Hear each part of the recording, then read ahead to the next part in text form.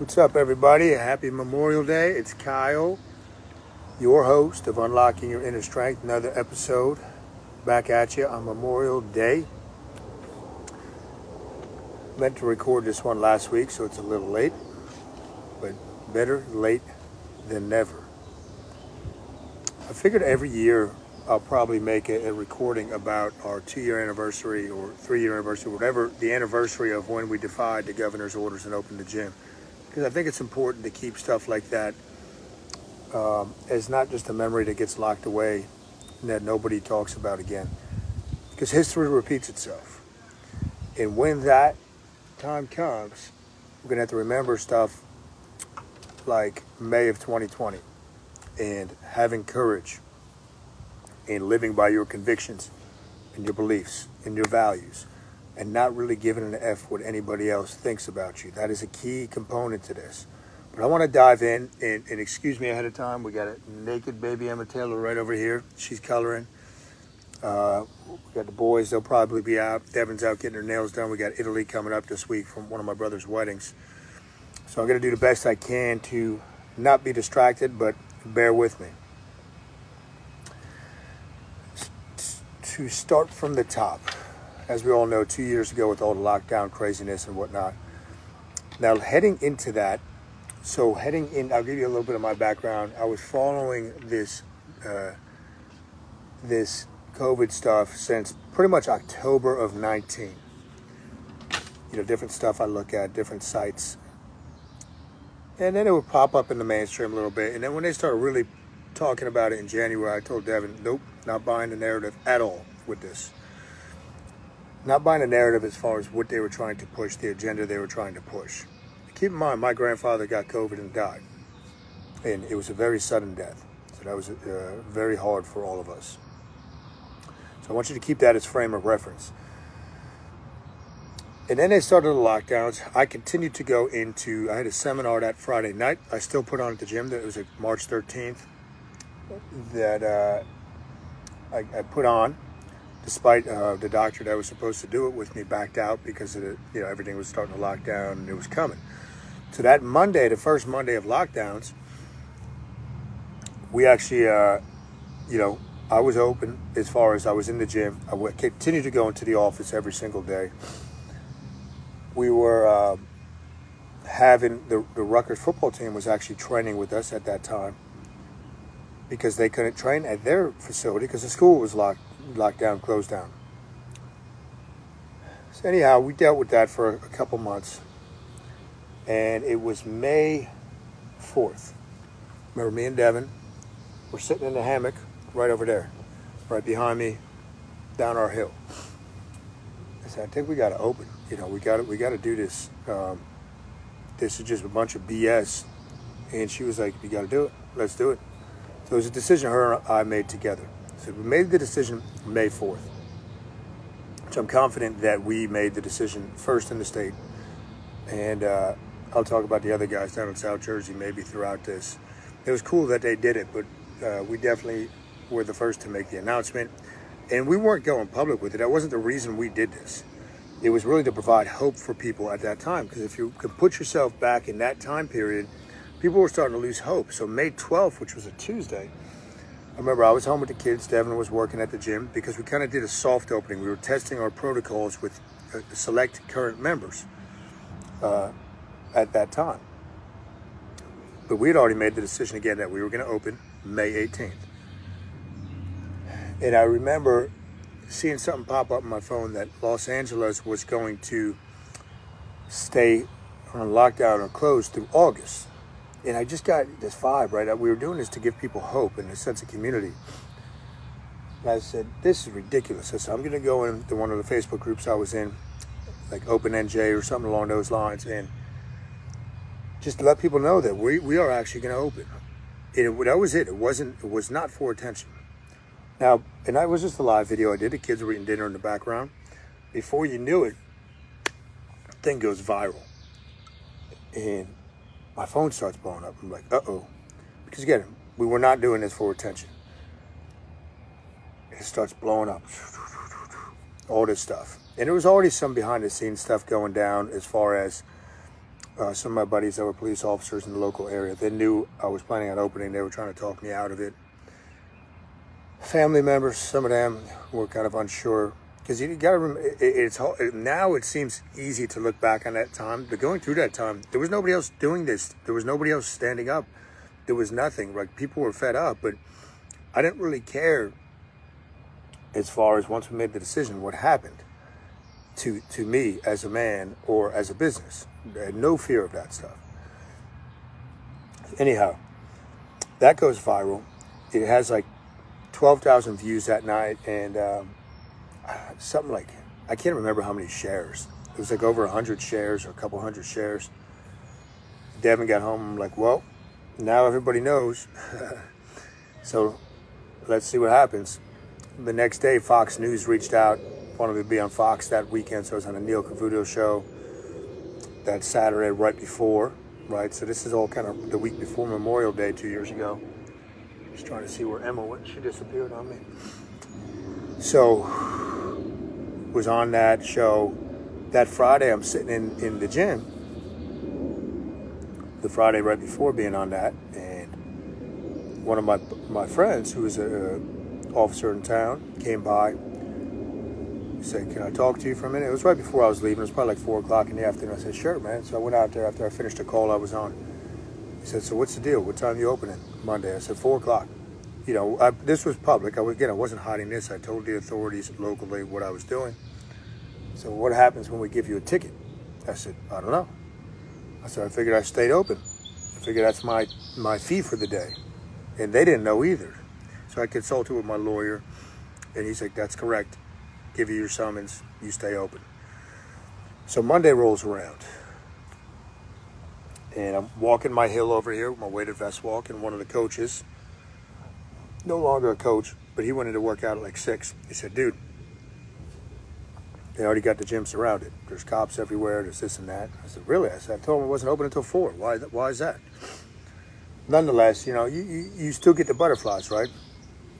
Now, the guys in South Jersey down at Belmar, they had opened the Attila's gym that morning. And so we were kind of waiting to see what was going on down there, figuring it was going to be handled the same way up here. So that, you know, we're watching that unfold. I remember JB, my buddy from Rutgers, strength and conditioning, he had called me mid-morning and said, you know, we're all kind of watching, waiting to see what's going to happen. Because everybody had seen a news clip on Saturday. Now that Monday, the phone starts blowing up again throughout the day. Before we open, people that want to interview me, this and that. So there's all these things I know that's going to be going crazy at the gym when we go in. And we successfully opened at 4 o'clock. The parking lot was packed. A lot of people from town were there. There were a lot of people I had no idea who they were. They had to barricade the parking lot off because it got so full. But we got our summons. My grandfather, who I mentioned earlier, he has since passed, but he was able to be there with me that morning. I figured having a World War II vet, because Leo emailed me he would always email me. He'd always respond to my daily emails that I send out for the gym. But it was like 2 weeks in. He said, "Kyle, because this is ridiculous the way the country is behaving with this. Because if we acted like this in World War II, we'd be speaking German or Japanese right now. Just the level of fear. It was insane." So we opened.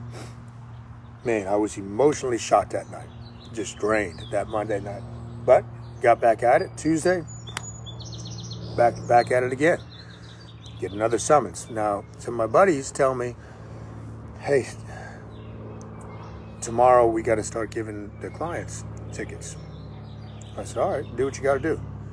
And I never had any ill will. Those are my buddies, a lot of those guys. And I said, "You guys do what you got to do. This is not to make you guys look bad or anything of that nature." So Wednesday was the craziest day of that week.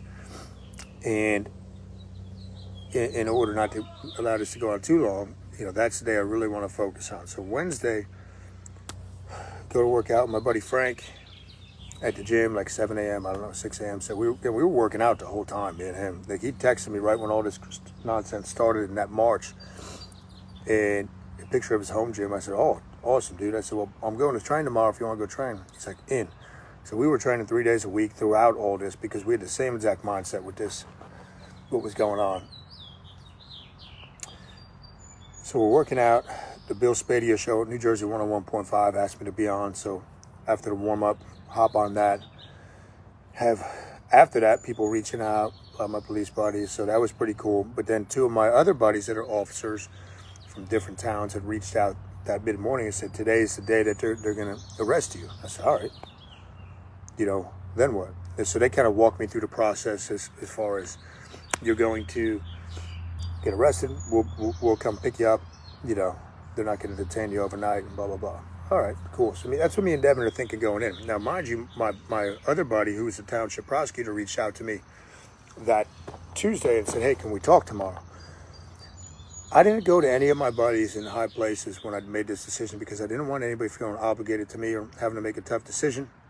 I didn't go to anybody for help for this, which I would do. That's the same thing I would do the second time around. So do I need my lawyer? He said, no, just come in, me and you. So I go on Wednesday. Again, so I'm on the radio show that morning. There might have been another interview or two that day. We think I'm getting arrested that day. I have another buddy call me that's a big shot in the state.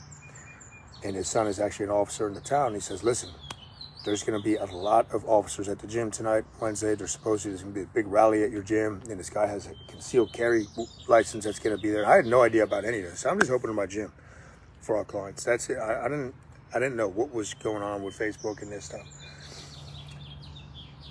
And I had other, again, I have a lot of buddies that are officers tell me, hey, they're going to give their clients tickets. And I said, I know. I said, I'm aware.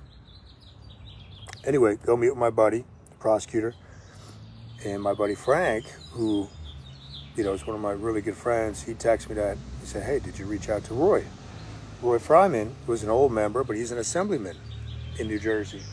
I said, no, I haven't. So I'm reading the text, and the prosecutor, his name is Frank also, says, well, let's reach out to Roy. We reach out to Roy. Finish that meeting. They're all kind of in agreement with what I'm doing, with my value system and whatnot. But they're in a tough spot, right? And my buddy, the prosecutor, says, we're not going to be able to, because I personally won't be able to prosecute you because I'm friends with you. And, I have to recuse myself. Okay.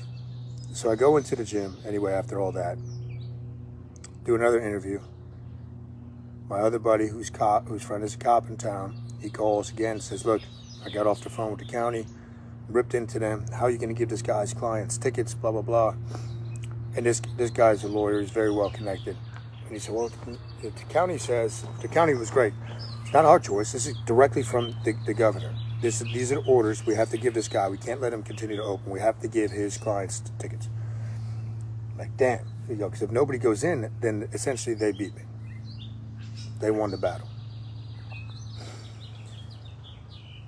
So I go to open the gym doors. It's like 3 o'clock, 3:30. No fanfare. There's no rally. I don't know where what information that was. And all of a sudden, you have about 10 unmarked SUVs pull into the parking lot. You see the Hillsborough police. You can see them at some of the streets around. The whole Hillsborough PD, about 15 sheriffs were there. They sent the sheriffs. And they explained, and I know some of those guys too, but they were going to keep going up the ranks, I believe, to try to get to a level. Eventually, they were going to send the state police where I might not have had friends, because again, it puts them in a tough situation. When they come, Roy shows up, the assemblyman. And we're meeting outside. I remember, and then Devin pulled up, and she looked like she saw a ghost because she was coming in to, do some work. And you had all these officers, bulletproof vests. You had all these, and this is what they're all wearing masks. Just kind of a surreal scene. And Roy says, why can't they just work out outside? What's the big deal? Nope, we've been ordered to give the clients tickets. So I go up to some clients, and I said, listen, if you guys go in, you're going to get a summons. But I'm going to pay for all your legal fees. You don't have to worry about that, but this will be on your record. Okay, got it. So 4 of them went in. Thank goodness. Now, they were giving tickets out to other people that went in, right? No, only 4 of them. So they gave them tickets as they drove away from the gym after the workout.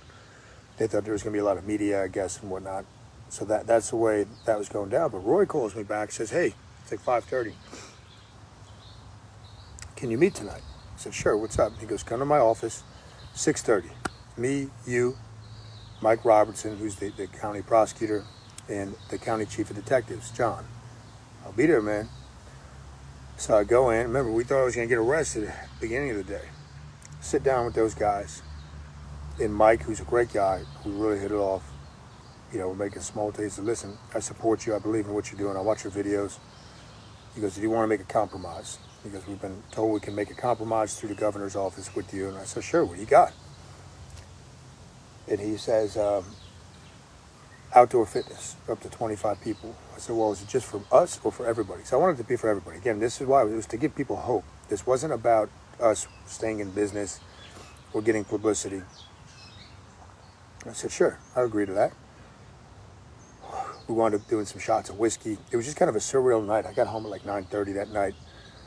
So go from the morning thinking I'm going to get arrested to this, right? They call me the next day and say, your clients aren't going to get tickets today. Governor will make the announcement tomorrow, which was Friday. You're still going to get your tickets. Fine with me. And each summons I got was a $1,000 fine and up to 6 months in jail. I remember it was on ABC or NJ12. It was the very first day of Monday. They said, well, you're going to get, they're asking me about the tickets. You're going to get 6 months and $1,000. How long are you willing to do this? I said, at least 30 days I'm going to do this and see what happens. And I think that kind of shocked some people. Again, I didn't really care what people thought of me. That was a big thing, right? The judgment. A lot of haters coming out of the woodworks with this. A lot of them.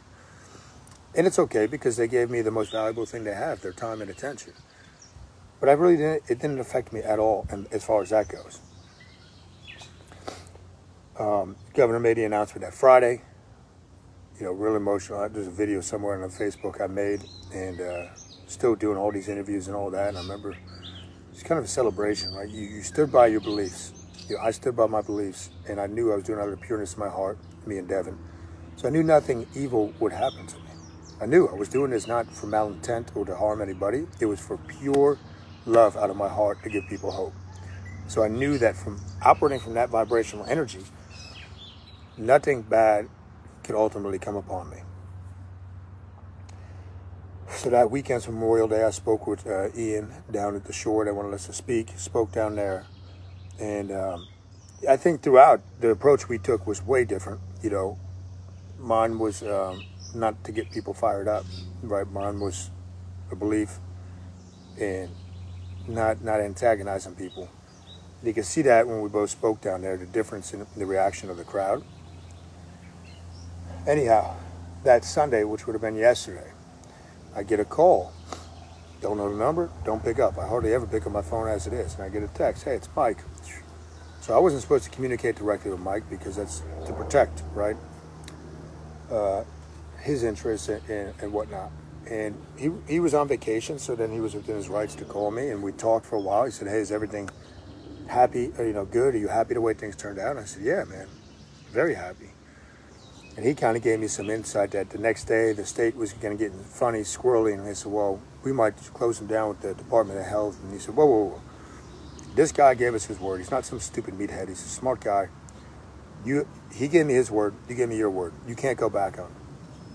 And he told me, he goes, Kyle, if they showed up, he goes, I was going to have the county SWAT team there to, you know, kind of nip this in the bud, which I was like, oh, man, that's really cool. So you think about that, right? Like the support we gathered from local, it was all about a belief system. Now it seems like it would be the easy thing to do, but we'll find out if this all happens again. But that was it, really. And then we just on a roll, and it was weird because that summer we went to, man, even last summer, people on vacation would still come up to me and talk to me and recognize me. Oh, you know, wearing a dual strength shirt and whatnot. Obviously, the gym in South Jersey got a lot more publicity. I think that's what their goal was. That wasn't my goal, but having that experience in my life was one of the best experiences of my life because I was willing to stand by my beliefs and not back down. And that's the key lesson. When you believe in something, you got to stand up for it. It's so easy to talk, but you got to walk. Actions speak louder than words. Again, I would, for my family, my extended family, you know, my parents were there to support me. Everybody had my back. Everybody that mattered to me, my best friends, they were there that day we opened. They had my back, right? And I wasn't concerned, again, about the people that were emailing me locally. you're a scumbag, blah, blah, whatever. Those people, like I said, they're small minds, right? Small minds focus on other people to that degree and gossip about other people. But when you have something you believe in, guys, you have to stand by those beliefs. Even when that means doing something and being persecuted and standing tall when you're kind of up there by yourself. But it gave people hope. It gave people a little nudge. It gave people, hey, maybe this is kind of a spiritual battle, good versus evil. And that's the way I really looked at it. But that's 2 years ago. It's hard to believe. Things are different now, but they're not different, right? Like, still got a lot of weird stuff going on. But you gotta be willing to be ready. And when you stand by your beliefs, you can make some of the best memories of your life. All right, I gotta go check on the kids because I don't hear any of them. You guys have a great Memorial Day. Have a great day at the pool if you're doing that. We're going over to Sugar Shane's house in a little bit to hit the pool. Thanks, Chris. And that's kind of some of the behind-the-scenes stuff that happened that week and that day. And all right, you guys all be good. Thanks for the support as always. I will catch you guys this week. Later.